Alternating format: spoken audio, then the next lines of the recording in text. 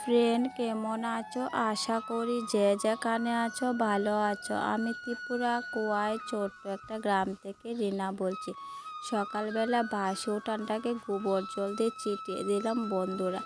এদিকে উঠানটা একটু ঝাড়ু দিয়ে দিলাম, সকালবেলা না হলে রৌদ্র উঠে গেলে আর একদম ভালো লাগে না উঠানটা ঝাড়ু দিতে। আর গ্রামে থাকি তো গাছপালা থাকে, তার জন্য প্রতিদিন ঝাড়ু দিতে হয়, কারণ পাতা পড়ে একদম নোংরা হয়ে থাকে। আর এদিকে মুখ ধুয়ে চা বসে দিলাম, তো সবাই মিলে চা খেলাম সকালবেলা। আমার জন্য লাল চা, সবার জন্য দুধের চা, সঙ্গে ছিল কুকিজ। তো ওইদিকে চা খেয়ে তারপরে একটু ডাল বেটে নিলাম, ডাল বেটে ডালের পুরি করেছিল, তো সবাই মিলে খেলাম। দেখো কত সুন্দর সুন্দর ফুলকো ফুলকো হয়েছে বন্ধুরা। কেউ যদি খেতে চাও চলে আসো আমাদের বাড়িতে। এদিকে বর্দি ভাই সকালবেলা রান্নাটা বসে দিয়েছে, টমেটো আলু দিয়ে মাছের তরকারি করবে আর ডিম দিয়ে পেঁয়াজের তরকারি করবে। এই দেখো ফাইনাল লুক তরকারি বন্ধুরা।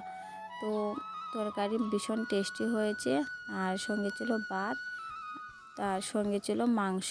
তো বেশ এতটুকু রান্না ছিল। এদিকে বর্দা মাংসটাকে ধুয়ে মশলা দিয়ে সব কিছু মেখে দিল। তো বর্দিবা রান্না করেছে। তো বলো তো বন্ধুরা এটা কী এর মাংস? এটা ছিল পাটার মাংস। তো সবাই মিলে অনেকটা আনন্দ করে কাটালাম। তো ওইদিকে মনটাও ভীষণ খারাপ, কারণ বাবু চলে গেছে বাড়িতে আজকে। তো যাই হোক, বাড়িতে যেতেই হবে। তো সবাই মিলে একসঙ্গে ছিলাম, তোমাদের দাদাভাই আসলো বাড়িতে। তো যাই হোক চলে যাবে। এদিকে রোদে মা কাপড় কেতা সব কিছু দিয়েছিল, আর ভীষণ রোদ উঠেছে। এদিকে সকালবেলা ভাত খাওয়ার পর কলপাড়ে চলে গেলাম বাসন নিয়ে।